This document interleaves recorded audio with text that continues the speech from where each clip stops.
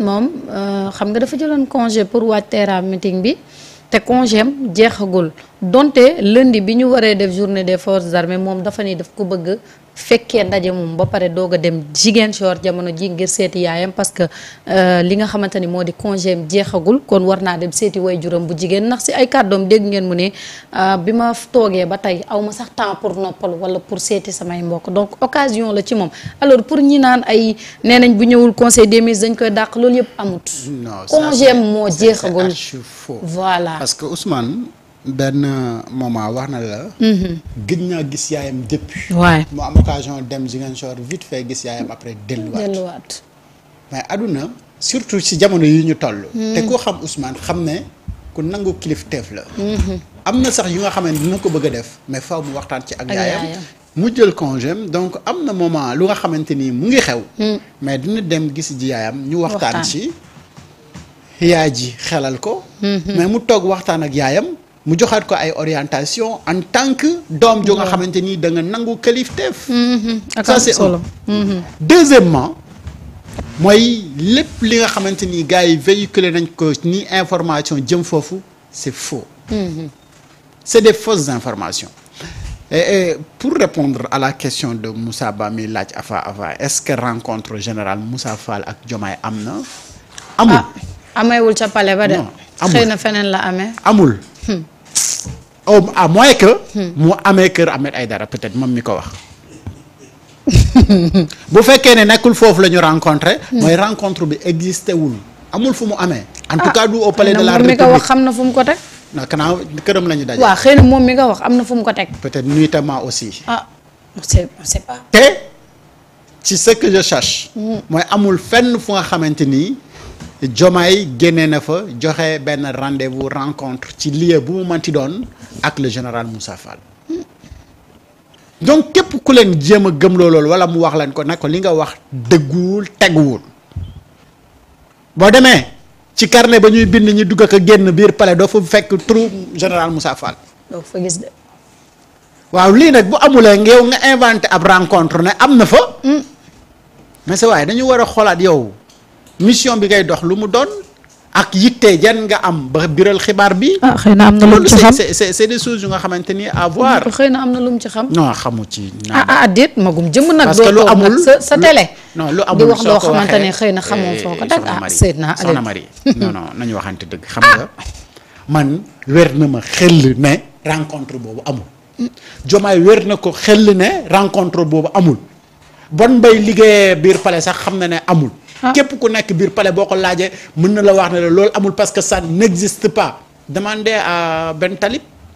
mu ne la mais sax lan lay doy général Moussa Fall lan lay doy général Moussa Fall sax. rencontre nga xamante ni nag. dans quel but. waaw. dans quel but. c'est que même Seydina Aliou même su fekkoon.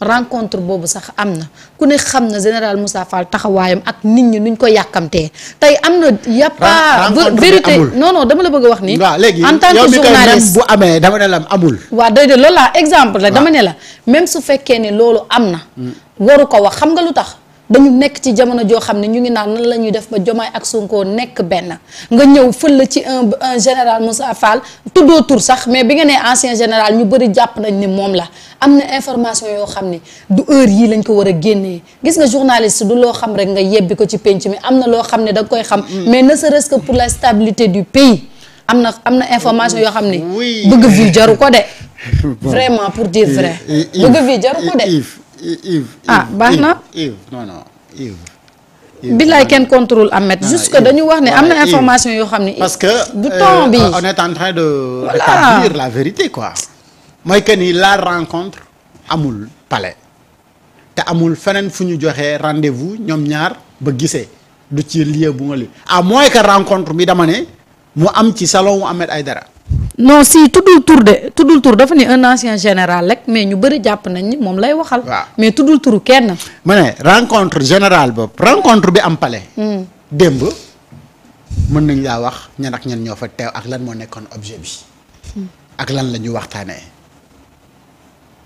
menu bi waxtaan bi c'était li nga xamante ni moo nekk di am nii crise politique bi comment résoudre donc ce problème-là et que gars yi ñu ngi si à de bons termes aujourd'hui. di fexe nu ñuy boolee ñoom ñaar ñu mais nekk. loolu moom moo nekkoon objet bi ak ña fa rencontré woon ña fa nekkoon kilifa ya fa nekkoon mais xam nañu leen. mais matul ñuy toog fii di tudd tur ne kii ak kii moo ñëw parce que ñooñu jàmm la ñuy dox te jàmm jooju c'est l'intérêt de la nation parce que ñun ñëpp ñoo ci am intérêt. tey amul benn nit bu am benn yoon intérêt si Bassirou Diomaye Diakhar Faye ak Ousmane Sonko taxali ko. c'est le Sénégal qui perd kenn du si gagné et le plus grand perdant. Il s'appelle Bassirou Diomaye Diakhar Faye actuel président de la République. looloo leer de looloo sans Ousmane moom. et ci diggante bii nii rek du exister. diggante bii nii. bul comprendre ñaata nit ñoo continuer gën a am sympathie ak Ousmane Sonko. ci encore beneen injustice bu nga xamante ni mu ngi koy dund te injustice boobu noonu war ko woon dal parce que dafa leble teraanga. ñu war ko delloo. léegi bu dundee le contraire mais da ngay gis ñeneen ñu nga xamante ni seen xol encore dafay gën a sot parce que y a énormément de Sénégalais yu nga xamante ni dañu nekk victime de ça leble teraanga après nga am leneen. et bu fekkee ni ñeneen dañu ñëw bëgg nag sànniwaat. mbir yi ay étincelle ci mbir yi mais dañ naan non mbir yi nañu rétablir la vérité mooy que ni amul benn ancien général wala ay anciens généraux yi nga xamante ni président Diomaye rencontré na leen au palais ñi rencontré président Diomaye au palais ak ca lañu waxtaanee c'est tout sauf jëmale ko si genre corps yu mel noonu et bërki de mondial pourtant bu xel di daw rek la ñu def lan bu Ousmane Sonko dem fa ak président de la République ak El Malick. journée des forces armées. journée des forces armées donc branche la bu nga xamante ni mais mënoo rencontrer le président de la République mënu la rencontrer les anciens généraux ak ñeneen ñooñu sans la présence du ministre des forces armées c'est pas possible impossible. donc dafa am ay normes yoo xamante ni président mënul ko bañ a ñàkk wàccool. mais doyen Samba actuellement fi réew mi toll nii y a de ces informations même su fekkee c'est avéré te réew mi nekk jamono ji ci tension ñuy wax problème diggante le président Diomaye ak le premier ministre Ousmane Sonko nit ñi di xool nan la ñuy def ba mën a ñëwaat diggante boobu ñu mën a demaat ci ay nit yu ay mbir yu baax yoo xam ne day jëmale Sénégal kanam est-ce que en tant que yow taskatu xibaar même su fekkee ni am nga yenn information yi ne serait-ce que fii crise bi ñu toll nii est-ce que war nga ko mën a génnee tamit parfois il faut ñuy xalaat l'intérêt askan wi. bañ a xalaat suñu bopp. waaw justement nag loolu nga wax noonu mooy li am solo ñu xalaat intérêt national. waaw ñan ñoo fi xalaat intérêt national. jaaxal na ma de. xam nga c'est-à-dire que voilà un peu un pays boo xam ne on finira par xam lépp moo tax ma ne la événement yi dafa baax même si on ne le souhaite pas. dafa baax parce que bi ñuy ñëw le 24 mars mooy bi Bassirou di falu. y avait une euphorie. y avait un engouement populaire. ku nekk di woowee sa bopp patriote. ku nekk di scander le nom Diomaye mooy Sonko Sonko mooy Diomaye mais avec le temps il nous fallait des événements comme ça pour comprendre toute cette masse là ñan ñoo ci jógoon pour Sénégal boo xam ne dañ koy defar wala ñan ñoo xam ne dañoo am beneen intention te ma reeta du information yu ndaw la ci yi ñëw ah non am na yeneen yuy ñëw. xam nga je vais te dire une chose.